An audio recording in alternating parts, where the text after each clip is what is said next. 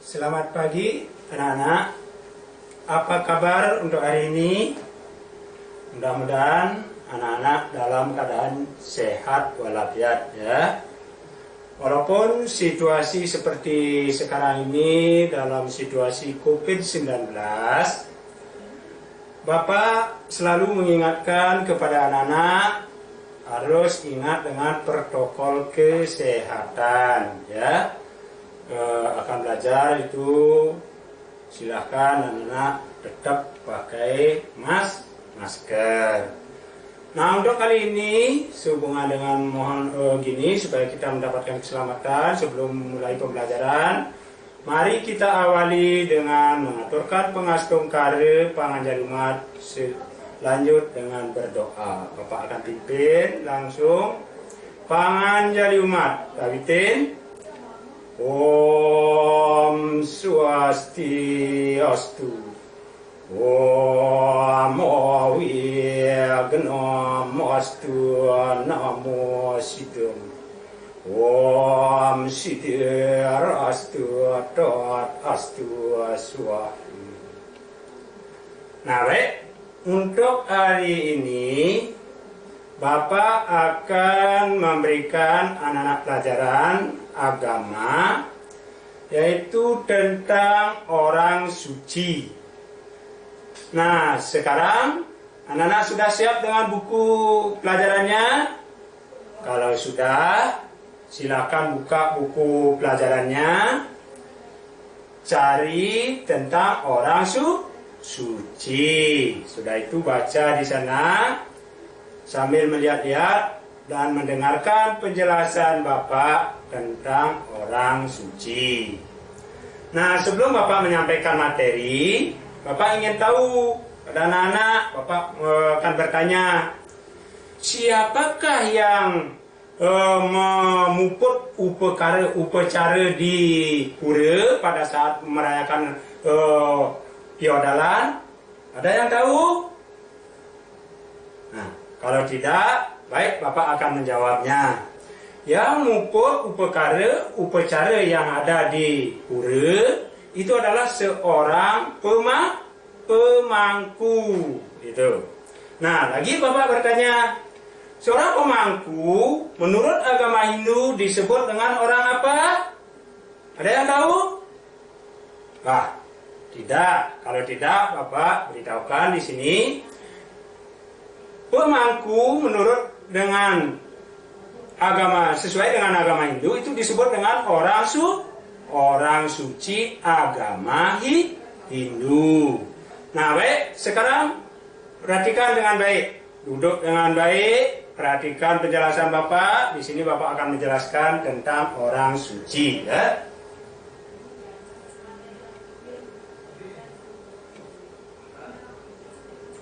Nah, orang suci agama Hindu patut diteladani. Tuh, ya. Nah, adapun tujuan pembelajaran yang Bapak akan sampaikan kali ini yaitu memahami melalui bimbingan di WhatsApp, penugasan di Google Classroom dan penilaian kognitif dengan Google Form bersama orang tua peserta didik dapat 1. Siswa dapat menjelaskan orang suci agama Hindu.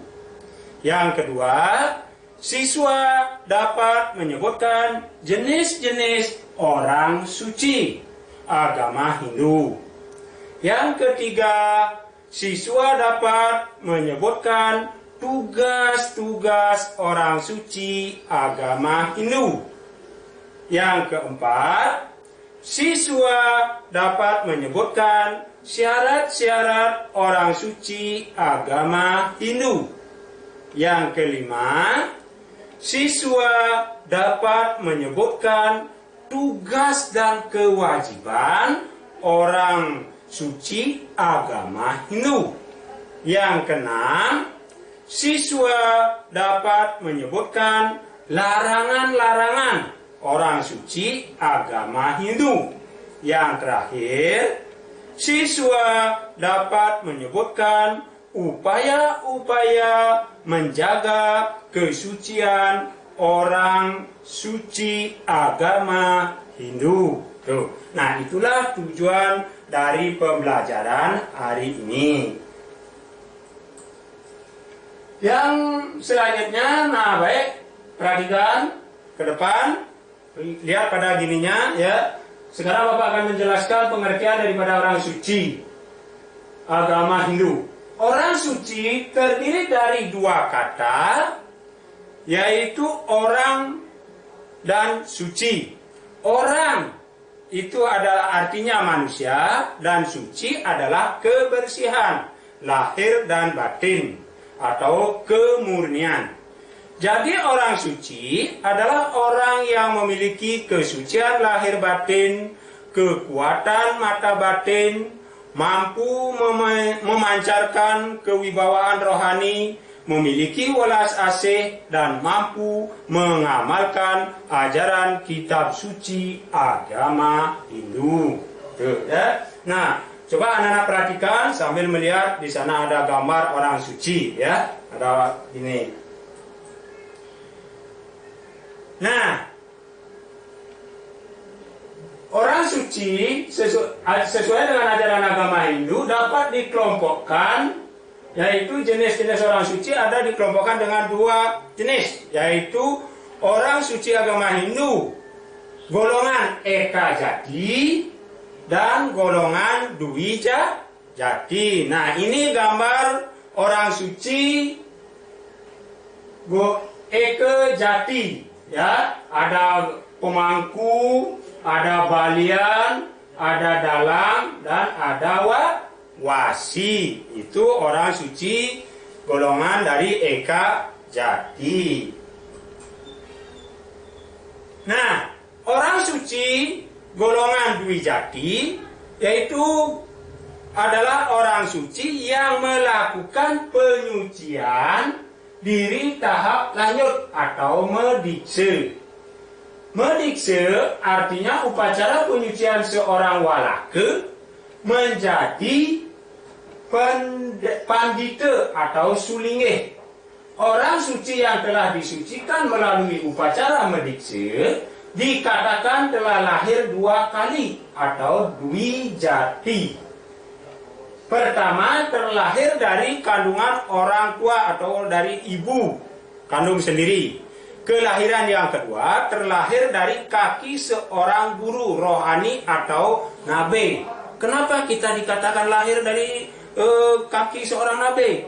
Nah, yang Bapak ketahui di sini, coba anak-anak dengarkan dengan baik. Kok kenapa lahir di gini lewat dari kaki seorang nabi? Karena pada saat diberikan upacara akan sulingge itu disaksikan oleh dan diginikan dipuput oleh seorang guru nabi. Pada saat itu makanya kita ditepak, istilahnya bahasa Balinya, ubun-ubun kita itu diinjaki dengan kaki seorang nabi. Nah, begitulah yang sudah yang Bapak ketahui, begitu adanya ya. Nah, di samping itu, sulingge berasal dari kata su, yang artinya mulia atau utama, dan lingge artinya kedudukan. Jadi sulingge artinya orang yang memiliki kedudukan utama atau mulia di masyarakat. Pandita berasal dari kata, nah di sini ada pandita. Pandita berasal dari kata pandit, berarti terpelajar, pintar, juga bijaksana. Orang suci yang tergolong pandita yaitu pandita, pendet, pedanda, bujangga, maharesi, begawan, empu, duko. Nah, ada juga Sri Empu itu kalau ya, itu juga seorang sulingge ya. Nah, itu. Nah, ini Bapak tunjukkan ada gambar orang yang sudah di Dwi Jati, yaitu seorang pendeta. Nah, anak-anak bisa melihat, membayangkan perbedaan dari segi busana saja. Seorang pemangku yang dari Jati dengan Dwi Jati. Kalau pemangku dari segi pakaiannya itu destar, itu masih memakai destar. Kalau pendeta orang Sulingeh itu kalau muput dia memakai itu adalah yang namanya bawe. Ya, di sana sudah kelihatan sekali ada perbedaannya antara Dwi Jati dengan Eka Jati. Ya. Nah, di sini menjadi orang suci agama Hindu ada syarat-syaratnya. Jadi syarat dari menjadi orang suci atau menjadi pemangku yaitu satu, widya adalah memiliki ilmu pengetahuan dan kerohanian. Yang kedua, satya adalah memiliki sifat jujur dan memegang teguh kebenaran. Tiga, tapa adalah mampu mengendalikan diri dari hawa nafsu. Sruta adalah mampu menerima getaran-getaran suci. Yang kelima, orang suci yang memiliki jiwa pengabdian yang tulus ikhlas. 6, berbudi luhur. 7, orang yang sehat secara jasmani dan sehat rohani. Nah, di sini tidak ada orang yang menjadi ini cacat. Ya, jangankan seorang gini brahmana saja mau Sulingeh, kalau ada sudah cacat, misalnya Bapak ketahui dulu ada brahmana yang akan Sulingeh karena telinganya akan diisi gini, dia bonteng itu putus, tidak bisa disulingeh, makanya tidak boleh orang yang cacat, apalagi misalnya matanya atau kaki, tangan itu tidak boleh cacat. Nah itu ya, orang suci, orang yang sehat secara jasmani dan sehat rohani. Yang selanjutnya tidak cacat fisik itu. Nah tadi sudah Bapak juga menyebutkan. Yang 9, laki-laki atau wanita yang sudah berumah tangga. Itu yang sudah berumah tangga boleh menjadi orang suci. Apakah itu ditunjuk oleh dari atas sudah miring atau ditunjuk oleh masyarakat dijadikan orang suci, apakah dia pemangku itu ya. Nah itu. Sudah itu yang ke-10, laki-laki atau wanita yang mengambil brata sukla brahmacari. Nah ini boleh itu, yang tidak kawin. Bagi yang laki-laki itu namanya sukla brahmacari. Itu. Yang perempuan, kalau tidak kawin itu namanya kanya kalau dia mau jadi Sulingeh. Nah itu boleh jadi orang suci. Itu ya. Yang ke-11, mengetahui ajaran-ajaran agama. Nah ini perlu sekali. Jangan sampai menjadi orang suci tidak mengenal dengan ajaran-ajaran agama. Apa yang diperbuat nanti bisa salah. Nah itu ya. Nah itu. Selanjutnya, syarat menjadi Sulingeh atau pandita. Nah, di sini syarat sebagai pandita atau seorang Sulingeh menjadi pedana. Nah, itu misalnya serimpu, itersi. Nah, itu ada juga syarat-syaratnya. Tidak begitu sembarangan. Walaupun kita mempunyai ilmu pengetahuan, mempelajari lontar banyak, bisa mantram, weda, nyeruti bagaimana, tetapi tidak sesuai dengan syarat-syarat itu tidak bisa ya. Makanya ada syarat-syaratnya. Apa syaratnya? 1, pasangan suami istri yang sah. Jangan sampai kita mempunyai istri yang tidak sah, tidak disaksikan, tidak diupacarai, tetapi mengajak orang perempuan walaupun pintar, punya ilmu pengetahuan, tidak bisa menjadi Sulingeh gitu ya. Yang kedua, laki-laki yang sudah berumah tangga atau yang nyukla brahmacari. Nah itu sama dengan syarat Eka Jati tadi. Harus yang sudah berumah tangga dan orang yang nyukla brahmacari bisa. Yang ketiga, wanita yang sudah berumah tangga atau kanya, tidak kawin. Nah itu sudah juga sama dengan yang tadi persyaratan jadi Eka Jati itu ya. Yang keempat, sehat dan bersih secara lahiriah termasuk tidak cacat jasmani. Nah itu juga pada Eka Jati ya. Yang kelima, berpengetahuan luas, meliputi pengetahuan umum, memahami masalah wariga, tatwa, sesana dan biadnya. Nah di sini seorang Sulingeh harus mempunyai ilmu pengetahuan secara umum, memahami masalah wariga. Contohnya, kalau kita akan melaksanakan upacara atau membangun, kita mohon wariga, hari yang baik. Nah, kapan kita bisa melaksanakan upacara fitriadnya? Perkawinan misalnya, atau membangun tempat suci, kita mohon warga ini kepada yang sulingeh ya.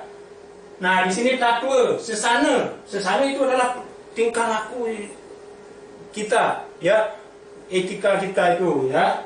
Yang keenam, memiliki sifat sosial yang baik. Nah, sosial di sini kita harus kelas kasih itu, harus itu mempunyai sosial, berdharma itu ya. Yang 7, lulus dikse parikse. Apa yang dimaksud dengan dikse parikse? Nah, pada saat kita akan menjadi sulingeh, walaupun kita sudah mau pintar, punya ilmu pengetahuan, tetapi pada saat ini kita dites lagi oleh Parisade, baik Parisade Kabupaten itu kita dites, ya sejauh mana apa yang sudah diketahui, apakah tentang Weda, apakah tentang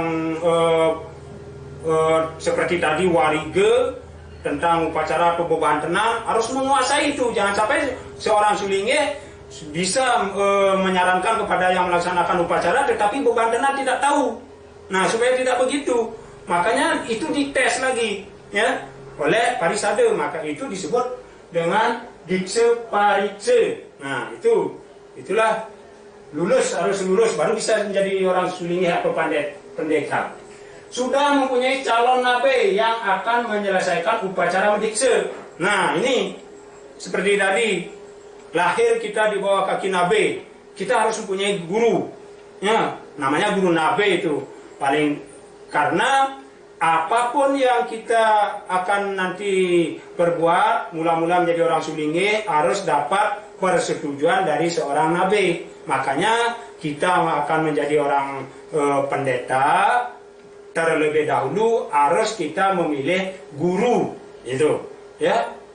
Dia yang nanti ada apa-apa dia akan menuntun kita, memberitahukan mana yang patut kita berbuat atau gini. Yang terlebih dahulu dari kita nyure sewana sudah diajarkan bagaimana agama-agaman, kalau misalnya pakai gente atau bagaimana tangan, itu akan diajarkan oleh seorang guru. Makanya yang paling penting di sini kalau menjadi pendeta itu terlebih dahulu ya, ingat itu anak-anak harus tahu. Siapa tahu nanti anak-anak walaupun menjadi orang welake di sini, itu siapa tahu nanti bisa menjadi serimpu, misalnya jadi sulingeh. Itu juga penting anak-anak ketahui ya.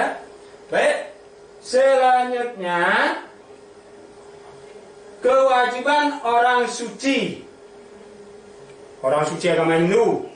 Yang pertama yaitu mempelajari dan mengajarkan ajaran kebenaran. Nah, kita harus mempelajari ajaran agama Hindu yang memuat tentang kebenaran. Di samping itu, setelah itu kita harus mengajarkan ya, ajaran-ajaran kebenaran di masyarakat. Ya, tidak boleh kita mengajarkan yang misalnya hal-hal yang tidak baik itu ya di masyarakat, karena kita adalah sebagai tuntunan nanti di dalam masyarakat. Yang kedua, melaksanakan Surya Sewana setiap pagi. Nah, melaksanakan Surya Sewana setiap pagi ini adalah, kalau bagi seorang pendeta itu adalah ngarge tirte. Bisa pagi harinya membuat tirta bagi masyarakat yang keperluan tirte, misalnya tirte pengelukatan, tirte pebantenan, datang ke gereja lunas tirte. Nah, itu dipakai tanpa misalnya kita karena upacara kecil di rumah tanpa menganuju rumahku, kita bisa melaksanakan upacaranya dengan lunas tirte di gereja. Nah, itu melaksanakan, itu tugas daripada seorang pendeta ya. Surya Sewana pagi-pagi itu sudah melaksanakannya biasanya sebelum matahari terbit itu ya. Nah, yang ketiga yaitu memimpin persembahyangan. Nah, di sini dalam memimpin persembahyangan kita harus memahami ya tentang pelaksanaan daripada persembahyangan. Di samping itu kita menjadi panutan di masyarakat. Seorang memimpin persembahyangan misalnya ditunjuk, oh silahkan nanti pimpin persembahyangannya. Harus kita tahu. Contohnya paling tidak nyerupi itu.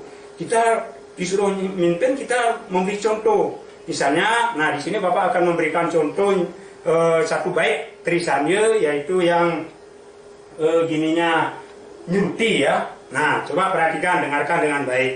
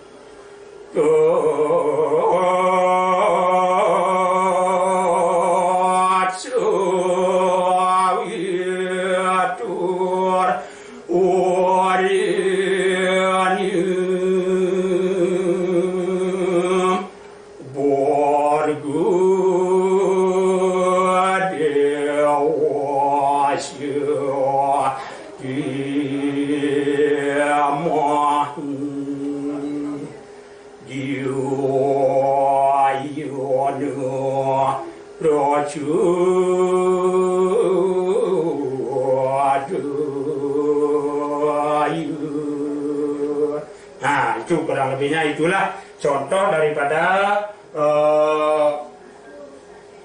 nyeruti ya. Nah, itu mantra nyeruti. Nah, selanjutnya yang keempat, melakukan tirta yatra.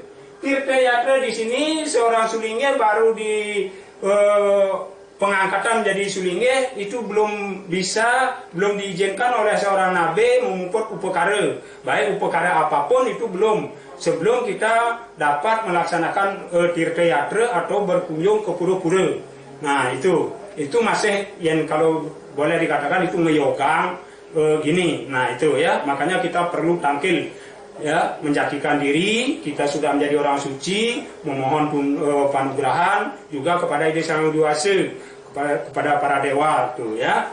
Nah, yang kelima di sini melaksanakan pemujaan dan memimpin upacara yatnya.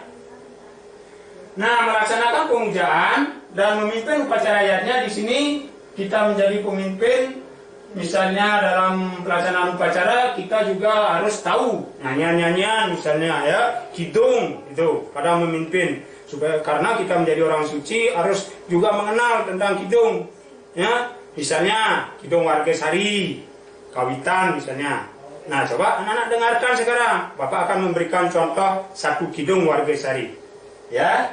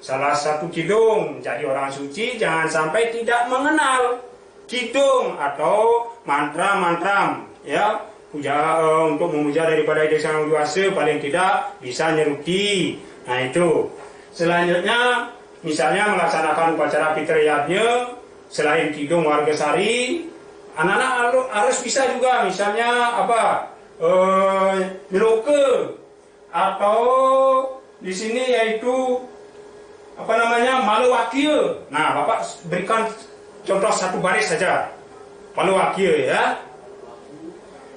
Nuh sarudaya ika sang sister, sang akta satyawadi jitendriya tesir. Nah, itu contoh daripada palawakil ya. Nanti kalau anak-anak menjadi, siapa tahu sudah tamat SD, melanjutkan ke perguruan keagamaan, dipilih menjadi seorang suci, baik jadi pemangku juga harus paling tidak mengenal, apalagi menjadi sulinge misalnya, itu pandita ya. Nah, baik, mari kita lanjutkan ke materi supaya tidak terlanjur. Selanjutnya nomor 6 di sini yaitu melakukan pencerahan melalui ceramah agama kepada umatnya. Nah, di sini kita memberikan penerangan kepada masyarakat, yaitu tentang ajaran-ajaran agama. Ya, itu selesai ngumpul, misalnya kita memberikan pencerahan, apakah itu masalah Banten, apa maknanya, atau melaksanakan upacaranya, misalnya mecaru, apa maknanya, sesuai dengan ajaran agama. Kita memberikan pencerahan-pencerahan kepada masyarakat. Jangan sampai masyarakat itu melaksanakan upacara, oh yang penting mengerjakan, apa sih maknanya, apa sih gininya, supaya tidak tahu. Kita berikanlah pencerahan ya masyarakat dengan melalui penceramah agama kepada umatnya, gitu ya. Nah, baik, selanjutnya menjadi orang suci tidak segampang gitu ya. Ada juga larangan-larangan bagi orang suci. Larangannya apa? 1, tidak boleh berjudi. Jangan sampai pendeta itu datang ke tempat sabungan ayam, tidak boleh. Jadi pemangku juga kalau sudah pakai dastar putih, itu biasanya tidak boleh datang gini ya. Apalagi ungkul-ungkulina, istilahnya bahasa Bali, itu tidak boleh. Ya, karena dia sudah disucikan, diwinten. Itu. Yang kedua, ahimsa, tidak menyakiti. Nah, ini baik menyakiti sesama manusia atau hewan, tidak boleh.